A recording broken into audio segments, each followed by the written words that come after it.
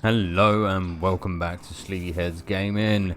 We're in some new digs, although in the game we're still in the Royal Waterways. We're about to go take on Dung Defender, but firstly, if you look behind me you will see I am in my new house. That's why I haven't been on for a while. The other reason it doesn't quite match up with what I'm saying and what you're seeing on the screen is because during the recording of this episode and a little bit of the next one, my mic was malfunctioning for some reason. I'm guessing where it hadn't been used for so long, so I decided to edit the episode and then do a little bit of narration over the top.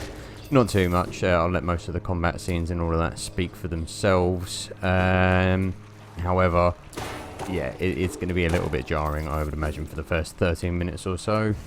Wait, no, 14 minutes and something. I'll put a proper minute count on the screen. However, for now, Dung Defender, take one. Let's go.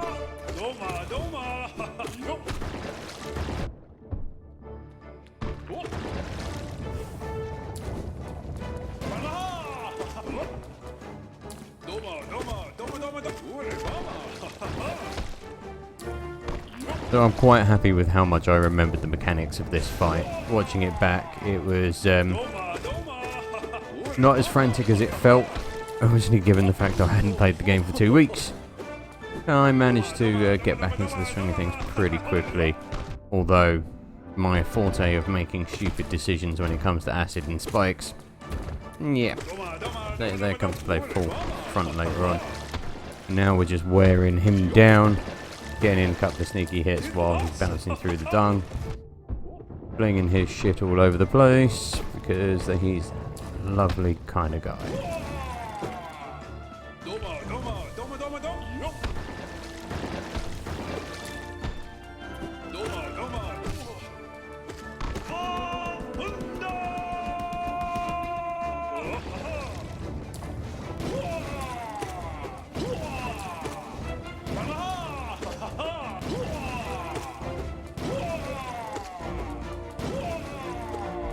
Okay, he's starting to get a little bit faster, a little bit more worn down. We've almost finished the fight up, I think. I remember exactly at which point, although, again, getting careless and getting hit by him when he's launching his dung balls. And forgetting that I can hit those ones upwards. Alright, final stage now. Oh, that was close. That one was too close.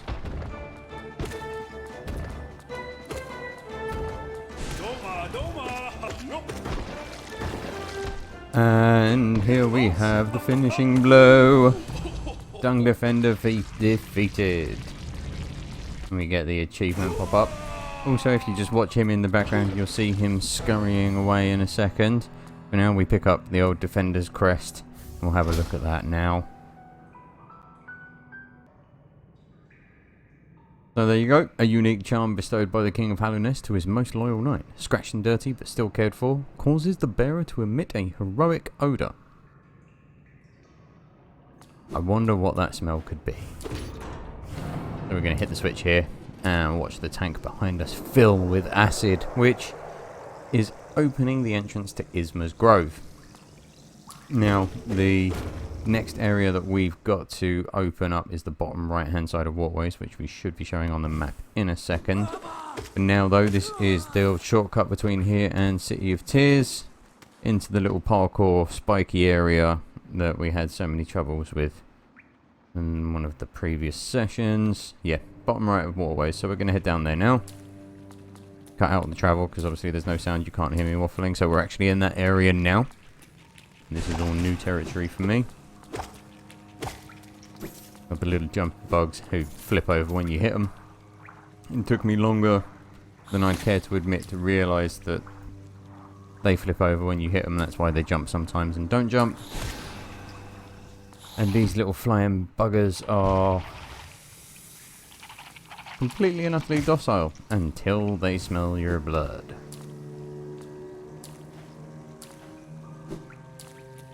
Yeah, jump over the acid here.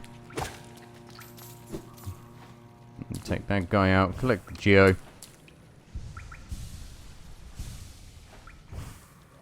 Heal. Yeah, luckily I have some pretty good viewers in some later videos reminding me to heal. Unfortunately, some of their warnings did come a little bit too late, so I suggest watching later videos through the pit of spikes to see just how many times the lack of remembering to heal kills me. That one I just wasn't thinking straight.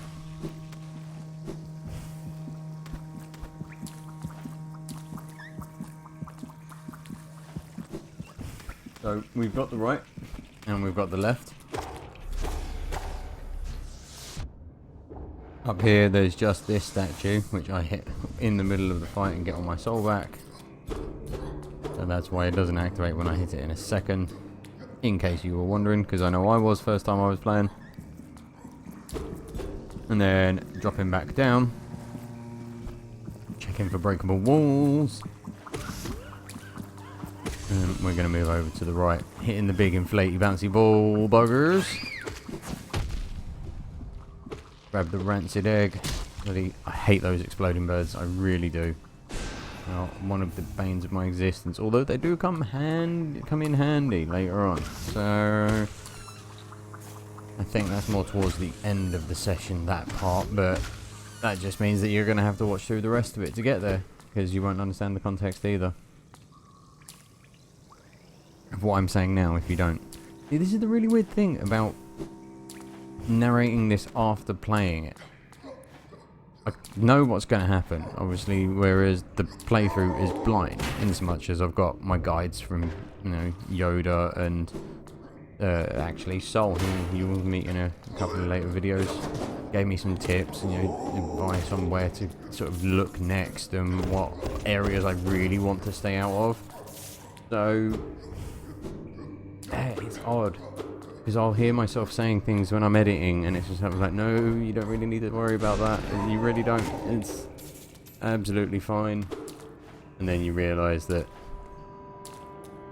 you were doing something wrong the entire time. And then you edit about 20 minutes out of your podcast. Stream. You know what I meant. Up here, if you can just make out on the edge of your hearing, what's that noise? Purple lights? Where are we? We meet Eternal and Militia. Oh, what a surprise. It's not often I receive visitors. It's been so long. Ages even. I just hope my manners haven't left me. You've no doubt sensed my affluence. You're right to guess. I'm renowned amongst the upper caste of Hallowest. Well, I was once, until those cretins cast me out. Have you met them, my former fellows? That's them outside, their bodies shambling around all mindless and empty. And I'm still alive to witness their pathetic demise. I'm just so happy. It can be a wonderful thing. Isn't life just wonderful? And resume the mad cackling. There's a door next to her with a switch above it, so we're going to hit that and open up the shortcut from here. The City of Tears. You may recognise where we are, although we're in and out quite quickly, as I really couldn't be bothered to fight the big guy after that. So we're going to drop back down and head over to the right now, where the sign was that we saw just up previously. Only those who prove their honour in combat may enter the grove beyond. The Defender. Honestly, I don't think marking it the Dung Defender would give it as much gravitas as just signing Defender.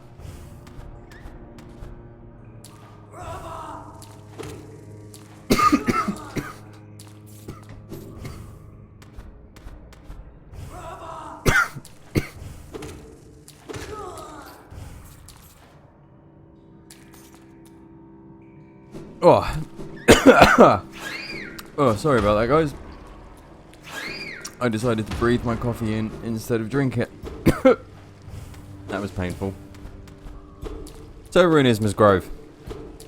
We're just checking out the area, make sure there's no breakable walls or anything like that. But from here on out, I think I will just leave the little bit of exploration there is silent. And let you take in the ambience of the area while I slowly choke to death. No, technically it'd be drowning. Would it be drowning if I... Yeah, that sucks.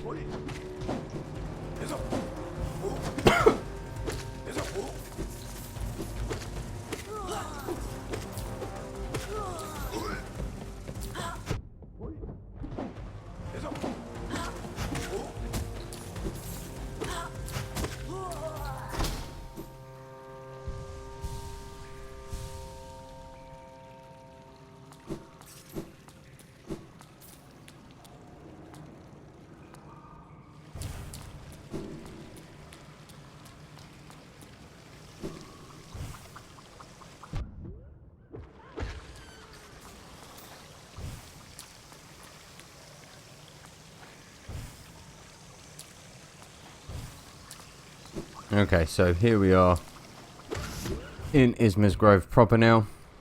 We've had the name flash up and everything. Obviously the way to the left here is barred by the acid, which is annoying. However, not entirely pointless journey this has been, as we're about to find out. Okay, so I was told as well to inspect closely what it was that was dangling from, and what was dangling from it is Isma's tear. Acid shall be repelled. Swim in acidic waters without coming to any harm. I have been longing for this ability for so long. Acid has been one of my worst forms of death in this game, along with spikes. I'm not even fussed about it. I've died more to environmentals than I have to enemies, and that is a very true statement, and it's not, exaggeration. I really am clumsy sometimes, and now I don't need to worry about it, like a fish in water. Okay, so back down from this area. We are... Where are we heading? Oh yes, we're over to the left. Let's see what lay over this way. And it just turns out to be a doorway, taking us back to the area we were in previously. But we're at the bottom this time instead of the top. Now with the waterways pretty much complete, we have got some bits over in Howling Cliffs to finish up that I missed when I was last there. I had a few comments saying you've missed this, you might want to go get that started, as it's part of the DLC and some of the future boss fights / content that I will need. So here at the Stag Station, we're going to make our way over the Green Path, as it's the nearest fast travel location, and segue into the next video with one of my favourite transition screens in the game.